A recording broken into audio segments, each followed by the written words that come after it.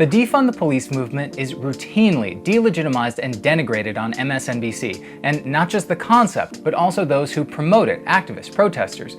So I'm going to get into exactly how MSNBC does this and how they end up proving wrong their own arguments. So I took 2 random weeks of MSNBC and reviewed all the mentions of defund the police. July 22nd to August 5th. Nothing special about these dates, just 2 sample weeks. I counted 69 uses of the word defund in reference to defunding the police. Of these 69, about 5 were positive, a few were neutral, and the rest mostly fell into these categories. First, be careful, because the GOP is going to weaponize defund the police. They have already weaponized this defund the police movement. Which brings us to playing a clip of Trump saying, Biden wants to defund the police. Sir, he does not. Look, he signed a charter with Bernie Sanders. I will get that one, just like I was right on the mortality rate. Did you read the charter that he agreed to? It says nothing about defunding the police. Oh, really? Followed by feverishly proving Trump wrong. Of course Biden and the Democrats don't want to defund the police. Of course, one Democratic politician after another, Mr. President, have said they are against defunding the police. So it's so good that you had the courage to go out yesterday and repeat what Joe Biden says. It's so good. It's good that Biden and Pelosi have been firm in saying, no, we don't want to defund the police. And lastly, let's play some clips of conservative ghouls calling defund the police crazy. We've seen a 177% increase in shootings from July 2019 in New York. When you defund the police, there are consequences. What a crazy idea this defund the police policy, whatever you want to call it, is. Now, if we're going to talk about defund the police, we should let MSNBC define what that actually means. Having covered these protests myself out in the streets, defunding the police, for the most part, does not necessarily mean dismantling police departments. It means reallocating some of the monies and some of the responsibilities elsewhere, but keeping police departments, for the most part, intact. This definition basically breaks defund the police down to a misnomer. It doesn't mean defund, it just means shift some money around. Defund the police, it's just a slogan. Lori Lightfoot, the mayor of Chicago, who will join us here again, has not called for the defunding of police. She said, quote, it's a nice hashtag. James Clyburn said defunding the police might make a good slogan, but it is a stupid policy idea. Not like all those protesters are justifiably enraged by decades of failed incrementalism that was never going to lead to substantive change anyway. No, they probably just want to shift some money around. And also, of course defund the police is meant to reallocate money. Who's talking about defunding the police and then burning the money we save? The point is to fund other things by defunding the police.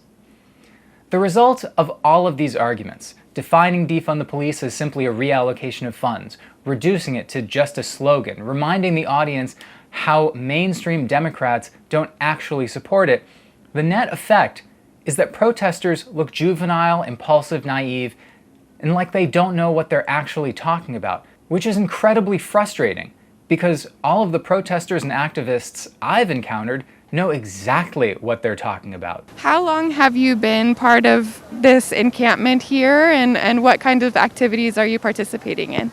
I'm trying to support political education here, trying to get people all on the same page about why we need to organize collective demands, why we need to understand dangerous reformist policies, why we need to be advocating for abolition, why it's a response to capitalism. So that's my role here. Hashtag things you won't hear on MSNBC. And that was from a separate project I have with former congressional candidate Lauren Ashcraft. I'll link that in the description. Everyone we spoke with was incredibly informed, and most of them were advocates of police abolition. Every city is talking about massive budget cuts, but not to the police. The police almost never have to incur layoffs. They never have to incur budget cuts because they are seen as the public policy of last resort. The police should not be absorbing a third of the budget as they do in cities like Philadelphia, Chicago, Los Angeles. The hypocrisy of someone like Andrew Cuomo or Bill de Blasio talking about these issues as if they are passive bystanders or just concerned citizens and not elected officials who have power, who have authority, who have the ability to punish the police. That was Keeanga-Yamahtta Taylor on Democracy Now! Now, in the 2 weeks of MSNBC I looked over, I did not find anyone giving such a raw diagnosis of why we find ourselves with these inflated police budgets. Nor did I find anyone allocating blame to the Democratic lawmakers who oversee the budgets. The only time New York City's Mayor Bill de Blasio was mentioned that I counted in connection with Defund the Police was when he decided to finally clear out the protesters from City Hall Park, which, of course, Chuck Todd. It was also fairly close enough to a federal facility that there was some chatter. A block away, one block away from a federal courthouse. Exactly. So while there was no time to ask Keeanga-Yamahtta Taylor about Defund the Police, there was time to ask General Barry McCaffrey. I follow you on social media. I see your reaction every time someone suggests defunding the city police department, in addition to giving birth to a new Trump ad every time that phrase is used. What's the danger on the local front? McCaffrey, who's been known to peddle influence for defense contractors, yes, what does he think about defunding the police? He thinks the concept of defund the police is madness, because if you speak English, defund the police is a terrible concept. Also, will help our lawless Trump in the election. In fairness, he didn't express those views on the air, he just let Brian Williams do it for him. Now, as we've established, much of MSNBC's rejection of defund the police is under the pretense that it's politically toxic, and it serves only as ammunition for Trump to use in his re-election. White educated voters with college degrees, suburbanites, people over 65 are all now supporting Joe Biden on the issue of law and order, despite this show that Donald Trump has been putting on over the past month. He has been playing to them with a campaign aired an online ad with an old, elderly lady at home being, her house being busted in. She calls the police and they're not there. And this is the consequence, the ad says, of defunding the police. It's a frightening ad. And that has not actually seemed to turn that constituency back into the president's camp. And so the case that the Trump campaign is trying to make, it appears by looking at the polls across the country, just isn't working in Joe Biden's case.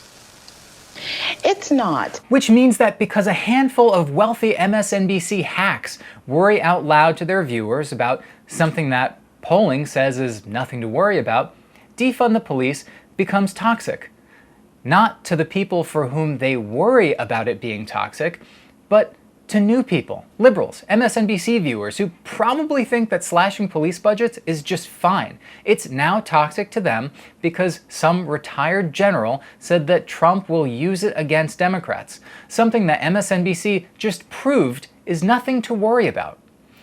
And that is how MSNBC, despite all of its justified critiques about Trump and the militarization of law enforcement, all of those things, they still end up not only poisoning the effort to defund the police, which is the only serious path towards substantive change, but they actually end up giving cover to Joe Biden's willingness to increase police budgets. Voters who've watched Joe Biden for nearly 50 years, who hear him come out and say, no, we're not going to defund the police, we've got to reform the police, but they needed more money to do that. So I'll leave you with this question. If conservatives find defunding the police toxic, and liberals find defunding the police toxic because it's toxic to conservatives and moderates, why would things ever get any better? I don't know, but I'll see you in the next one.